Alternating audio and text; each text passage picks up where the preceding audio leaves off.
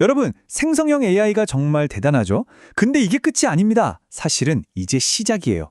인공지능의 다음 단계, 그 거대한 도약이 바로 우리 눈앞에 와 있습니다. 우리가 매일 쓰는 챗GPT, 정말 똑똑하고 편리하잖아요. 질문도 잘 알아듣고, 시도 써주고, 그림까지 그려주고요. 그런데 혹시 이런 생각해 보셨어요? 이게 AI가 할 수 있는 전부일까? 바로 이 질문이 오늘 이야기의 출발점입니다. 자, 그래서 등장하는 게 바로 다음 세대 에이전틱 AI입니다. 둘의 차이가 뭐냐면요. 생성형 AI는 우리가 던진 질문에 답을 생성해주는 역할이잖아요. 근데 에이전틱 AI는 거기서 한 발 더 나아가요. 아예 목표를 달성해버립니다. 스스로 생각하고 계획을 짜고 실제로 행동까지 하는 거죠. 완전히 다른 레벨이죠. 자, 그럼 첫 번째 이야기부터 시작해볼까요? 앞으로 AI가 어디로 갈지 알려면 지금까지 어떻게 걸어왔는지부터 되짚어보는 게 순서겠죠? AI의 역사를 보면요, 재밌는 패턴이 있어요. 엄청난 기대감이 솟았다가 생각보다 별거 아니네? 하면서 실망하는 시기. 이걸 AI 겨울이라고 부르거든요. 이런 겨울을 두 번이나 겪고 지금 우리가 있는 시대가 바로 3차 물결, 생성형 AI의 시대입니다. 그리고 이제 모두가 이야기하고 있죠. 네 번째 물결, 바로 에이전틱 AI가 온다고요. 좋습니다. 그럼 도대체 이 에이전틱 AI가 뭐길래 이렇게 주목받는지 한번 제대로 파헤쳐 보겠습니다. 에이전틱 AI를 딱 두 단어로 요약하면 자율성과 목표 지향성이에요. 이게 무슨 말이냐면 그냥 시키는 일만 하는 수동적인 비서가 아니라는 거죠.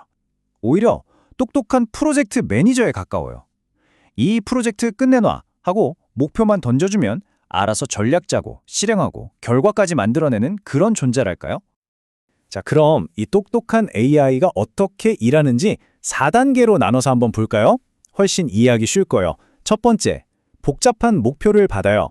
시장조사 보고서 써줘. 같은 단순한 명령이 아니라 신제품 출시를 위한 종합시장 분석 보고서를 완성해줘. 같은 큰 목표죠. 두 번째, 이걸 어떻게 해결할지 스스로 생각해서 계획을 쫙 세웁니다. 세 번째, 계획에 따라서 인터넷 검색도 하고 데이터 분석 툴도 돌리고 심지어 다른 AI한테 일을 시키기도 하면서 실행에 옮겨요. 그리고 마지막 네 번째, 최종 결과물을 딱 내놓는 거죠. 어때요? 그냥 대답만 하는 거랑은 차원이 다르죠. 말 그대로 일을 해내는 겁니다. 자, 그런데 여기서부터가 진짜 재밌어집니다. 이 최첨단 미래 기술의 마지막 퍼즐 조각이 어디서 왔는지 아세요? 놀라지 마세요. 무려 2400년 전 고대 그리스 철학에서 그 힌트를 찾았다는 겁니다. 주인공은 바로 아리스토텔레스입니다. 이 위대한 철학자가 평생 고민했던 게 있어요. 지식이라는 걸 어떻게 체계적으로 정리해야 누구나 오해 없이 이해하고 쓸 수 있을까 하는 문제였죠. 바로 이 고민이 수천 년을 건너뛰어 지금 에이전틱 AI를 완성하는 핵심 열쇠가 된 겁니다. 그 해답이 바로 온톨로지라는 개념입니다. 이름이 좀 어렵게 들리죠? 근데 전혀 어렵지 않아요. 아주 간단하게 말하면 컴퓨터가 세상을 이해할 수 있도록 만들어준 지식지도라고 생각하시면 돼요. 이 세상의 수많은 개념들이 서로 어떻게 연결되어 있는지 그 관계를 명확하게 정의해 놓은 설계도 같은 거죠. 여기 화면을 보시면 바로 이해가 되실 거예요. 보세요. 솔트룩스는 회사다. 홍길동은 솔트룩스에서 일한다. 이런 식으로 세상의 모든 것들을 점으로 찍고 그 관계를 선으로 잇는 거예요. 이렇게 만들어진 지식 그래프는 그냥 글자가 아니라 컴퓨터가 논리적으로 홍길동은 솔트룩스라는 회사의 직원이구나 하고 이해할 수 있는 하나의 거대한 사실 네트워크가 되는 겁니다. 자, 그럼 이 2400년 된 아이디어와 최첨단 AI 기술, 이 둘이 만나면 어떤 엄청난 시너지가 나는지 한번 들여다볼까요? 이걸 우리 뇌에 비유하면 정말 재밌어요.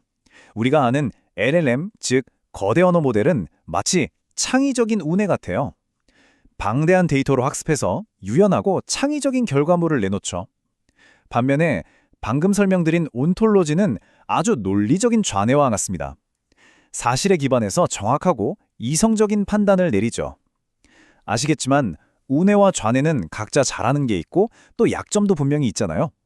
바로 이 둘, 신경망의 우뇌와 기호 논리의 좌뇌를 합친 것. 이게 바로 신경, 기호 AI라고 불리는 새로운 패러다임입니다.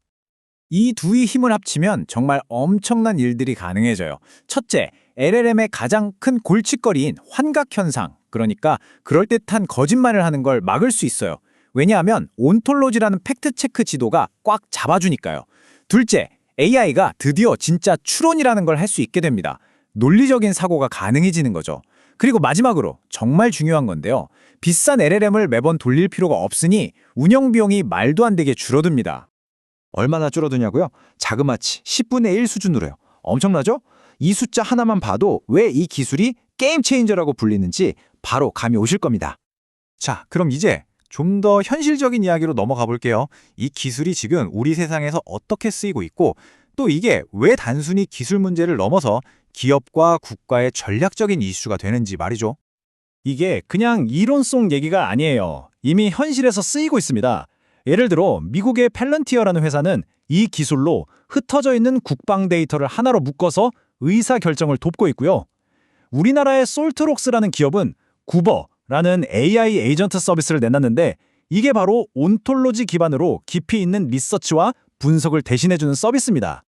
사람들이 얼마나 이걸 원했는지는 시장 반응을 보면 바로 알 수 있어요. 솔트록스의 구버 서비스, 출시된 지 딱 3개월 만에 사용자가 몇 명이나 모였는지 아세요? 무려 140만 명입니다. 이건 그냥 신기한 기술이 아니라 사람들이 정말 필요로 하는 문제를 해결해주고 있다는 확실한 증거죠. 그리고 바로 이런 지점에서 소버린 AI, 우리말로 하면 AI 주권이라는 개념이 굉장히 중요해집니다. 한번 생각해 보세요. 국가의 국방이나 기업의 핵심 기술 데이터 같은 민감한 정보를 다루는 AI를 전부 외국 기업에 맡길 수는 없잖아요. 우리 데이터와 기술을 우리가 직접 통제할 수 있는 능력, 즉 AI 주권을 확보하는 게 국가적으로나 기업적으로나 정말 중요한 과제가 된 겁니다. 자, 오늘 이야기를 마무리하면서 여러분께 질문 하나를 던지고 싶습니다. 지금까지 AI는 우리가 사용하는 도구였잖아요. 하지만 이제 AI 에이전트는 우리 팀의 동료가 되어 함께 일하게 될 겁니다. 심지어 AI들끼리도 서로 협업을 한다고 해요. 그렇다면 우리 인간은 이 새로운 동료들과 어떻게 협력하고 소통하는 법을 배워야 할까요? 미래는 아마 이 질문에 대한 답을 찾는 과정이 아닐까 싶습니다.